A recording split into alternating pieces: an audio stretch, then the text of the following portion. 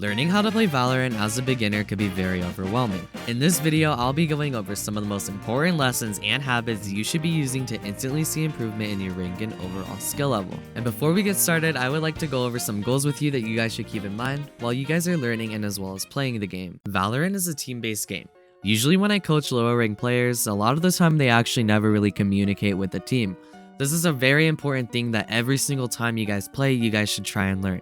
If you guys aren't actually comfortable calming with your team, then I recommend you guys find a friend or a duo or someone that you are feeling more comfortable at talking to. No matter how much you play, get in the mindset that you are playing to improve and not to win. Sure, winning is really important, but your rank is just a little icon next to your name that doesn't actually fully define you as a great player. Such as a grade in school doesn't really define you mentally or sometimes physically. By developing this mindset, you will play more often and learn faster. Now that we got those goals out of the way, if you'd want to get some coaching yourself one day or even be a part of a video, then please join our Discord link down below in the description. Now let's get back to the video. Now that we figured out some goals for your mentality, let's figure out some more raw fundamentals of Valorant. The first thing I have, but probably one of the most important, is actually finding the right settings. It's really important in a game like Valorant to have more consistent settings than anyone else. That'll help you be more consistent, comfortable, and also more fluid with your motions as well as movement. I won't go too in detail about your settings because I believe that settings are all kind of personalized and it's your own personal opinion, so I recommend you guys go in there on your own and choose your own settings. Like I said earlier, I might not go into much detail, but if you did have any questions, feel free to ask in our Discord link down below in the description. Now, let's find agents that fit your playstyle. There's a lot of different agents in the game that all fit different needs, so I'm just going to give you a quick little rundown on what each and every single one kind of does. First, let's start with the four main categories that all the agents are under. First, there's controllers, initiators, duelists, and sentinels. Now, let's do duelists. Duelists are designed for mainly gaining space, so some might have a running ability, a dashing ability, or some might even have teleports or flashes. Please keep in mind, it's really important for your duelist to gain space, not so much get kills. Yeah, but my interlock Jet just keeps dashing on a site and dying. He's 0 and 20. And he's completely useless. That's right, Timmy. Every single duelist should be getting kills. But that goes for everyone in the game.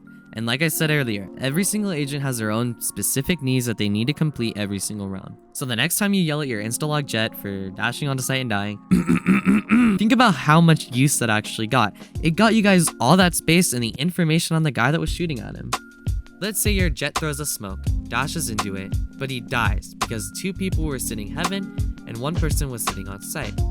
Even though our Jet died, our Jet still had a valuable impact in that round. It showed you guys exactly where the enemy's players would be playing, so you guys could easily get a trade right off of our Jet. Now, let's move on to controllers. Controller agents have a smoke-like ability to help control choke points and dangerous angles to help your team get on site. Let's put this into simpler terms. Let's say your controller on your team, in this case we'll use Omen, smokes right in front of lamps and also on default on site. That allows your team to not worry about lamps or default on site. Just remember, your job as a controller is to help your team not worry about certain angles that could be potentially dangerous. Alright, now it's time we go into sentinels. But just a warning, this might be a little bit confusing, but that's okay. Just stay with me for a little bit. Think of sentinels like this. Your job is to control the space we already have. Okay, that was a little bit confusing. Sentinels have trip-like abilities and also molly-like abilities to help you guys control the space. So for example, Killjoy has a turret, and Cypher has cameras and tripwire hooks. Those are all abilities to help you guys control the space you already have control of. Next up is initiators. Initiators' main goal is to help the team get onto site, whether they have dart-like abilities or drone or flash-like abilities. These all help reveal enemies for your teammates to then know their location and not be afraid of them. Pop quiz! You and your teammates are in a 5v1 situation. You have 5 teammates, they have 1 teammate. What do you guys do? Do you guys push the enemy? Or do you guys sit on site and wait for the bomb to explode?